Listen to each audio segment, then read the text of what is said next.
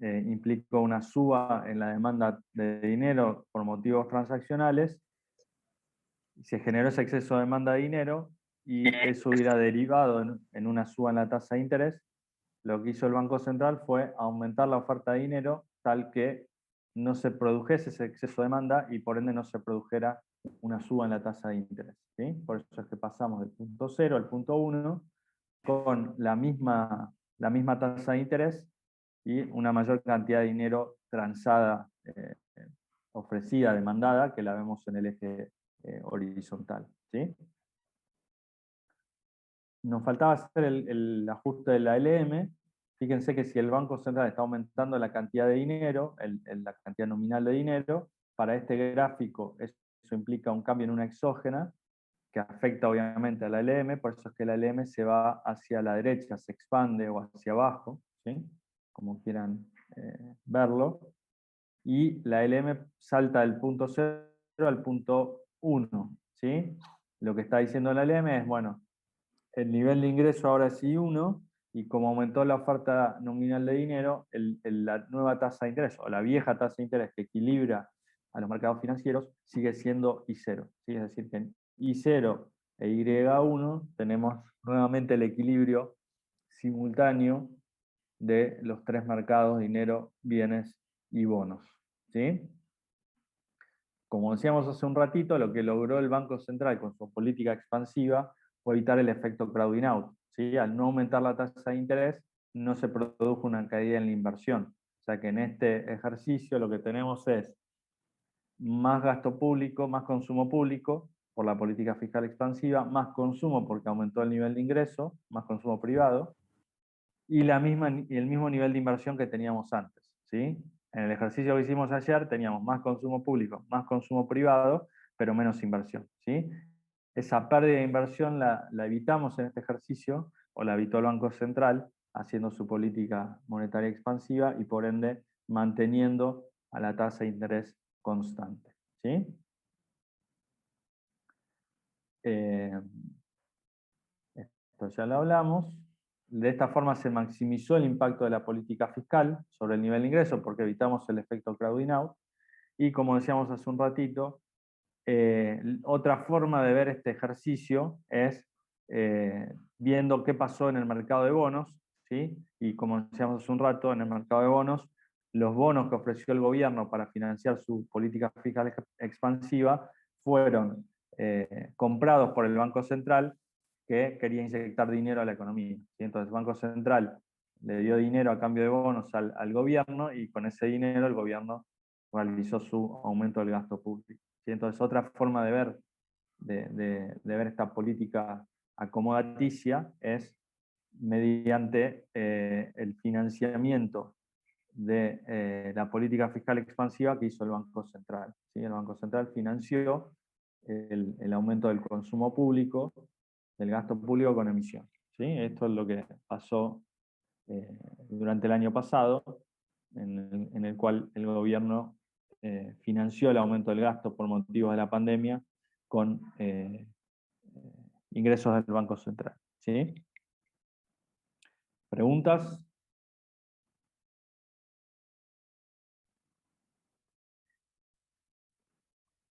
¿Cómo hace para mantener la tasa de interés constante? A partir de la emisión de dinero, ¿sí? Lo que hace aumentar la tasa de interés es el aumento en el nivel de ingreso. Como aumenta el nivel de ingreso, queremos hacer más transacciones y para eso necesitamos más dinero, ¿sí? Si necesitamos más dinero, vamos a generar un exceso de demanda y eso va a determinar que suba la tasa de interés.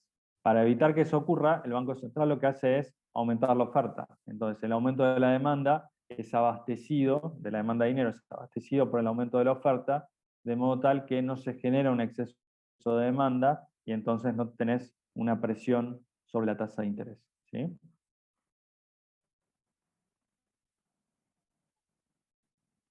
Esa emisión no pudo haber hecho inflación después.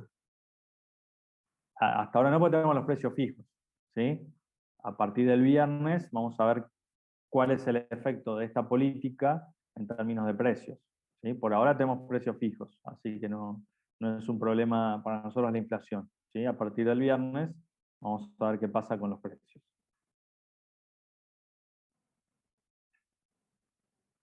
¿Sí? ¿Estamos?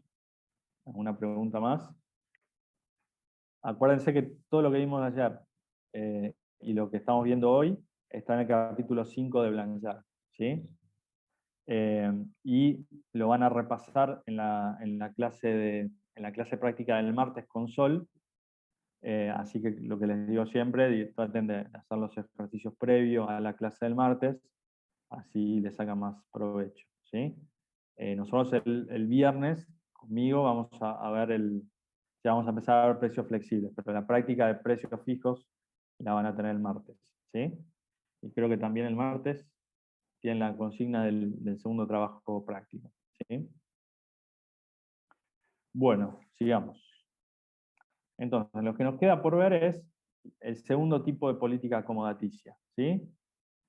Y este segundo tipo tiene que ver cuando el gobierno y el Banco Central difieren en cuanto a la estimación de la tendencia, ¿sí? Supongamos que el gobierno sigue viendo que el producto está por debajo de la tendencia y entonces va a crearse una política fiscal expansiva, mientras que el Banco Central lo que ve es que no hay desvíos respecto a la tendencia, que el producto está creciendo en línea con la tendencia, entonces no quiere hacer ninguna política, no va a querer que el producto se mueva del nivel que tiene ahora, porque para el Banco Central eso implica estar en la tendencia.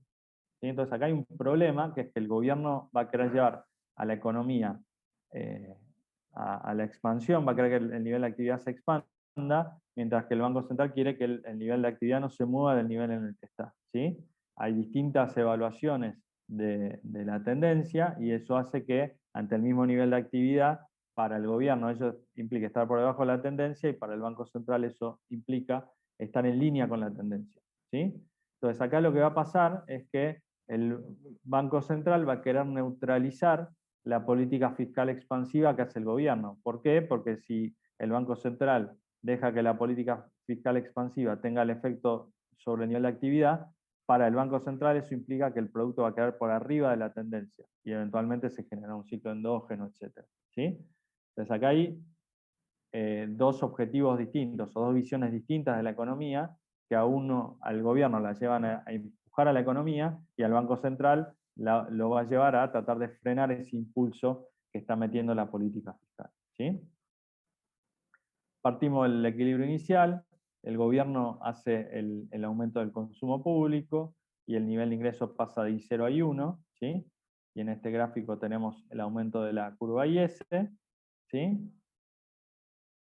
Pasamos al gráfico de mercado de dinero, la demanda de dinero aumenta por motivos transaccionales, perdón, acá, ¿sí? Fíjense que lo mismo que pasaba en el ejercicio anterior, la demanda de dinero se corre a la derecha por motivos transaccionales, ¿sí? Pero acá lo que va a hacer el gobierno, el Banco Central es, no solo no va a aumentar la oferta de dinero para evitar que la tasa de interés suba, sino que le va a aplicar una contracción monetaria que va a hacer que el exceso de demanda de dinero que se daba por el aumento de la demanda de dinero, que era este desvío, ahora va a ser mucho más grande, va a ser todo esto, ¿sí? Lo que hace el gobierno es echarle más nafta al fuego. La demanda de dinero aumenta por motivos transaccionales, como corolario de la política fiscal expansiva, y ahí el Banco Central lo que hace es generar mayor exceso de demanda de dinero, porque lo que hace es contraer la oferta de dinero, ¿sí? Fíjense que se genera todo este bache entre la oferta y la demanda, y entonces la tasa de interés salta hasta este nivel I1, ¿sí? Fíjense que si el Banco Central no intervenía, la tasa de Quiero buscar la interés cosa por el auto igual. subía hasta acá, Bueno, cuando termino voy a ¿sí? te agarro, ya llego a buscar el coso del auto. Ahí tenemos un micrófono abierto. Fíjense que el gap entre oferta y demanda inicial, natural, ¿sí? Me hubiera llevado a una suba de la tasa de interés hasta acá, ¿sí? Esta hubiera sido la tasa de interés. En el ejercicio anterior, el Banco Central la neutralizaba aumentando la oferta de dinero y manteniendo I0 constante, ¿sí? En este ejercicio, lo que hace el Banco Central es profundizar el exceso de demanda de dinero, la brecha entre oferta y demanda, contrayendo la demanda de dinero. Y entonces eso hace que la suba en la tasa de interés sea muchísimo mayor que la que se daría, obviamente, si el Banco Central no contrae la oferta de dinero, ¿sí? Pensémoslo del lado del mercado de bonos. En el mercado de bonos el gobierno ofrece bonos para financiar el aumento del consumo público. ¿Qué hace el Banco Central? También sale a ofrecer bonos. ¿Sí? ¿Para qué? Para absorber dinero, para sacar dinero de la economía. Entonces, se da un exceso de oferta de bonos mucho mayor del que se daría sin la participación del Banco Central y por ende una caída mucho mayor en el precio de los bonos que en la reversa de esta suba en la tasa de interés. ¿Sí? Vamos a este gráfico. ¿Qué hizo el gobierno? Lo que hizo el gobierno fue hacer una política monetaria contractiva, contraer la cantidad nominal de dinero. ¿Sí? Eso implica que lo que hizo fue contraer, mover hacia la izquierda, hacia arriba, a la curva LM. ¿Sí? La curva LM se va hacia arriba y fíjense que lo que hizo el Banco Central es decir, bueno, si tu nivel de ingreso de equilibrio ahora es I1, entonces yo lo que voy a hacer a ese nivel de ingreso es generarle una contracción de la oferta de dinero que haga que la tasa de interés de equilibrio acorde con ese nivel I1 sea esta tasa altísima igual a I1. ¿Sí? O sea, el equilibrio en el mercado financiero que en el ejercicio que hicimos ayer me llevaba a este salto a un movimiento endógeno sobre la LM0 y yo terminaba con esta tasa de interés, como el Banco Central contrajo la oferta de dinero y contrajo la curva LM, ahora la nueva tasa de interés de equilibrio para los mercados financieros es esta I1, que es una tasa de interés mucho más alta de la que teníamos en el ejercicio de ayer, en el cual el Banco Central no intervenía ante la política fiscal. ¿Sí? Digo, fíjense dónde va a terminar todo. Cuando terminemos el ajuste vamos a estar acá, ¿sí? Y este nivel de actividad es el mismo que teníamos al principio. O sea, el objetivo final del Banco Central es que el nivel de ingreso sea el mismo que el teníamos al principio, ¿sí? Entonces, sigamos con el ajuste. El mercado de bienes está acá y los mercados financieros están acá, ¿sí? ¿Qué está pasando en el mercado de bienes con esta suba altísima en la tasa de interés? Bueno, obviamente va a caer la demanda de inversión y fíjense que el nivel de inversión va a caer tanto como aumentó el consumo público. ¿Sí? El objetivo del Banco Central es que el nivel de ingreso sea I0, por ende va a genera una suba en la tasa de interés tan fuerte que hace que por cada aumento, por cada peso de más que está gastando el gobierno con consumo público, haya un peso de menos en inversión. Por eso es que esta curva Z, que había subido a Z1 por el aumento del consumo público, ahora baja a Z2, que es igual a Z0. Eso quiere decir que el nivel de demanda agregada es igual al inicial, y eso quiere decir que cada peso de más adicional de consumo público está compensado por un peso de menos de inversión. ¿Sí? ¿Y qué generó esa caída de la inversión? La suba fuertísima en la tasa de interés que vimos hace un ratito. ¿Sí? En términos del gráfico ISLM, tenemos un movimiento endógeno, está subiendo la tasa de interés, y entonces sobre la curva IS nos vamos moviendo, ¿sí? Hacia un punto de mayor tasa de interés y por ende menor nivel de ingreso. ¿Sí? Lo que me dice la IS es, bueno, si la tasa de interés está aumentando y fuertemente, entonces eso implica para el mercado de bienes un menor nivel de ingreso de equilibrio. ¿Sí? Entonces nos vamos moviendo de 1 a 2. Y del lado de los mercados financieros, lo que tenemos es que, fíjense que si el nivel de ingreso está volviendo a I0, la demanda de dinero también va a volver a la demanda de dinero inicial. ¿Sí? Si yo necesitaba esta demanda de dinero cuando el nivel de ingreso era I0, si el nivel de ingreso está volviendo a ser I0, la demanda de dinero está volviendo a ser M de 0. ¿Sí? Es decir, la demanda de dinero se fue a la derecha y ahora está volviendo a la izquierda al mismo nivel inicial. ¿Sí? La oferta está acá, la demanda de dinero ahora está acá. Se genera un exceso de oferta de dinero y entonces la tasa de interés de equilibrio va a bajar a I2. ¿Sí? La nueva tasa de interés que equilibra los mercados financieros es esta tasa de interés I2, que la vemos en el gráfico ISLM de esta forma. ¿Sí? Lo que están haciendo los mercados financieros, me están diciendo, bueno, si el nivel de ingreso baja y está volviendo I0, eso implica que la tasa de interés que equilibra los mercados financieros también va a bajar y va a terminar siendo esta tasa I2. ¿Sí? Conclusión del ejercicio, fíjense que lo que tenemos es que la contracción de la curva LM, la política monetaria contractiva del Banco Central, neutraliza completamente la política fiscal expansiva. Y entonces ahora tenemos una tasa de interés I2 que coincide con el nivel de ingreso original. Es decir, lo que se produjo en este ejercicio es un efecto crowding out completo. La política fiscal monetaria contractiva lo que hizo fue lograr que el efecto crowding out fuera completo, es decir, por cada, lo que decíamos antes, por cada peso de más que gastó el gobierno como consumo público, hubo un peso de menos de inversión, corolario de esa tasa de interés que subió excepcionalmente o fuertemente por la política monetaria expansiva. ¿Sí?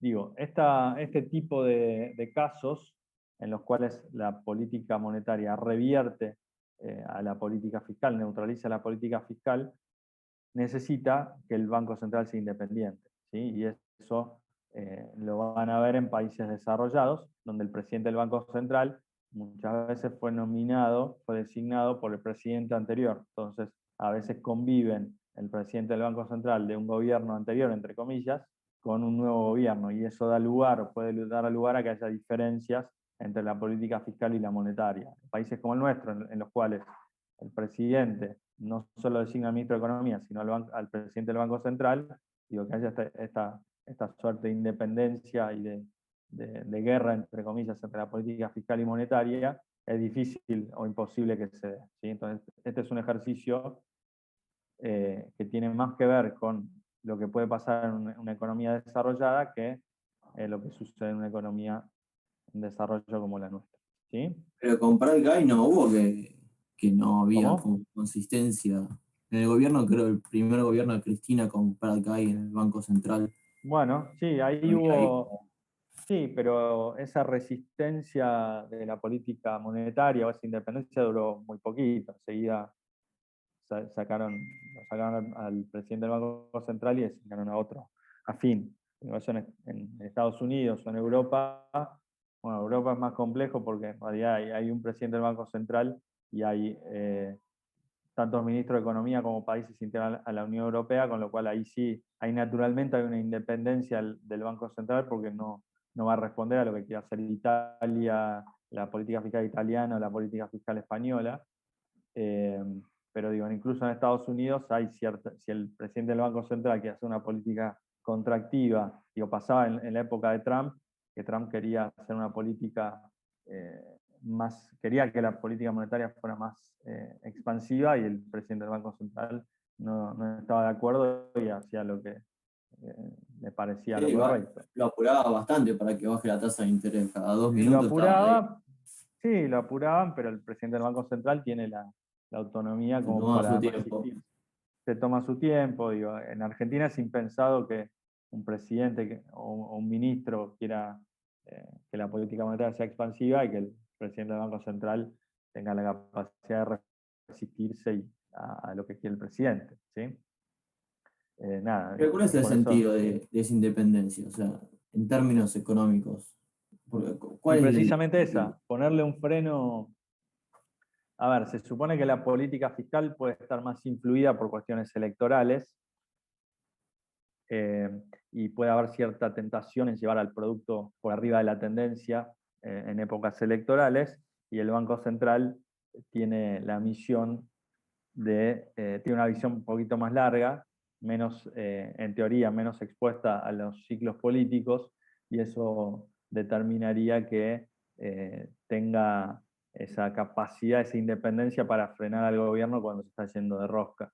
Y sobre todo porque el Banco Central en todos los países es el que está más focalizado en cuidar que los precios no aumenten, y eso los lleva naturalmente a frenar cualquier tipo de política que tienda al sobrecalentamiento de la economía, como puede ser una fiscal expansiva que lleve el producto por arriba de la tendencia. ¿Sí? Entonces, el Banco Central siempre está bien atento a que no aumente la inflación, y eso implica ser independiente, y si ve que la política fiscal está generando un sobrecalentamiento de la economía, va a tender a ser una política más restrictiva. Claro. Si el Poder Ejecutivo maneja las dos políticas y bueno, tienen lo que hablamos en la primera clase. Ahí corres el riesgo de que por motivos electorales haya un sobrecalentamiento de la economía auspiciado por el gobierno o que el gobierno haga la vista gorda. En cambio, si tenés a las dos políticas independientes, tenés dos posibilidades o dos árbitros que van a estar vigilando para que no se den esos desbordes. ¿Sí? Entonces, Pero de siempre te funcionar conviene los tener dos bien dos. juntos sería, o sea, tendrían efecto pleno las políticas decididas también. Sí, pero ahí tenés un solo árbitro. Necesitas que ese árbitro tenga el incentivo para que no se sobrecaliente la economía, que no se genere un ciclo endógeno. Muchas veces, como dijimos, el árbitro es un árbitro medio sesgado, porque tiene el interés electoral, entonces puede hacer la vista gorda frente a un ciclo endógeno pensando en ganar las elecciones.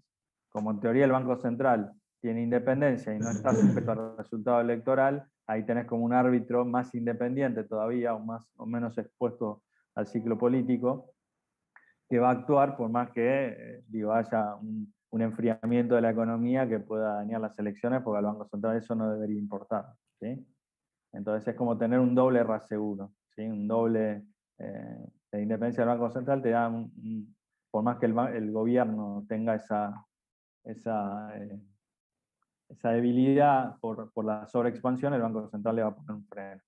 Si los dos son resortes del gobierno, y bueno, ahí depende de que el gobierno eh, tenga esa visión, esa claridad de frenar cualquier ciclo endógeno, por más que pierda las elecciones, cosa que en ningún país del mundo pasa. ¿Sí? Claro, igual dos cosas me surgen a mí de esto. Sí. Primero, el Banco Central, el presidente, no necesariamente, o sea, también puede tener intenciones políticas contrarias al gobierno y de esa manera ir Sí, poniendo paños fríos o contrarrestando las medidas, pero más allá de eso, en un contexto sí, clave como fue la pandemia, que, como habías dicho antes, se aplicó una política acomodaticia. Si el Banco sí, Central no hubiese estado de acuerdo, no hubiese tenido el mismo análisis que el gobierno sí, respecto al sí, IFE y a las otras asistencias que se hicieron, ¿qué hubiese sí. pasado? ¿Cómo el gobierno Eh, resoluciona los hechos? sí, a ver, cuando se dan ese tipo de situaciones no hay diferencias. Las diferencias van a aparecer cuando haya una situación de una economía normal. En una economía como pasó en el año pasado, todos los bancos centrales de todo el mundo respaldaron la política fiscal. Ahí no te va a pasar, digo, y si pasa eso, no sé, lo eyectarán todo, pero por una cuestión de mala praxis, porque en un contexto de crisis el Banco Central tiene que hacer lo que sea para empujar a la economía, no para ponerle palos en la rueda. Así que eso no hubiera podido pasar, digo, no se me ocurre, digo, en todo el mundo los bancos centrales respaldaron la política fiscal. A ver, lo que podría pasar es que haya un talibán en un banco central que se le ocurra ponerle palos en la rueda al gobierno y aún en un contexto de crisis hacer una política fiscal contractiva, pero nada, digo, sería eyectado inmediatamente, no habría forma, nadie podría defender un presidente del Banco Central que actuara así. Eh, Ah, igual, no sé así si me equivoco, pero en Estados Unidos, no, recién, creo que en diciembre fue que empezaron a hacer las No, transferencias. empezó mucho antes. Enseguida, cuando empezó la pandemia, tuviste mucha, mucha empuje de la política monetaria, tanto en Estados Unidos como en Europa. Ahí no hubo resistencias. No, los bancos centrales de los países desarrollados actúan muy en línea con lo que dicen los manuales. No tienen especulaciones políticas o no tantas, y como esperamos en países como el nuestro, y no, fueron muy laxos, muy generosos con la política monetaria, ni bien apareció la crisis. Por eso les digo que en un contexto de crisis, pasa es el tipo de política acomodaticia como la que vimos hace un rato, la tipo 1. La tipo 2 aparece cuando vos estás cerca de la tendencia y ahí aparece por ahí a veces el desenfreno de la política fiscal y la prudencia de la política monetaria de no querer desbordarse porque eso tiene tensiones inflacionarias, que es lo que vamos a empezar a ver el viernes. ¿Sí? Ok. ¿Alguna pregunta más? ¿Comentario? Yo te quería preguntar, Dale. ¿hasta qué tema va a ser el primer parcial? El primer parcial va a ser hasta ISLM con precios flexibles, que es lo que vamos a empezar a ver el viernes. O sea que nos queda básicamente la semana que viene, vamos a terminar precios flexibles y después tienen la práctica del martes de la otra semana, que ahí cerrarían precios flexibles. Eso sería todo. O sea, lo que vimos hasta hoy cerramos precios fijos, entre comillas, después lo van a refrescar, repasar todo en la práctica del martes con Sol, y el viernes arrancaríamos la última unidad, si quieren, de esta primera parte, que es ver lo mismo que estamos viendo ahora, pero con precios flexibles. Vale, muchas gracias. De nada. Yo tengo una pregunta. Dale. Un ejercicio así de parcial con ISLM, ¿sería ir explicando todo con palabras o graficándolo como lo hiciste ahí? Los dos. Ambos. Sí, nosotros todavía no sé qué formato va a tener el parcial, pero digo, si hubiera un ejercicio para desarrollar es usando los gráficos y usando la redacción también. Eso es, son los skills que tienen que ir adquiriendo. Así que eso sería la modalidad si fuera a desarrollar. No lo sé por la cantidad que son. Son demasiados para tomar examen a desarrollar, pero digo, eso lo vamos a ver un poquito más adelante. Perfecto, gracias. De nada. Bueno, ¿estamos? ¿Alguna pregunta más? Bueno, ahora en un ratito les subo el PowerPoint al campus. Digo, acuérdense, si les surgen dudas, que está bueno que eso suceda, el martes que viene tienen la práctica con Sol, donde van a poder evacuar o terminar de practicar este tema de precios fijos, y el viernes, ya arrancamos conmigo precios flexibles.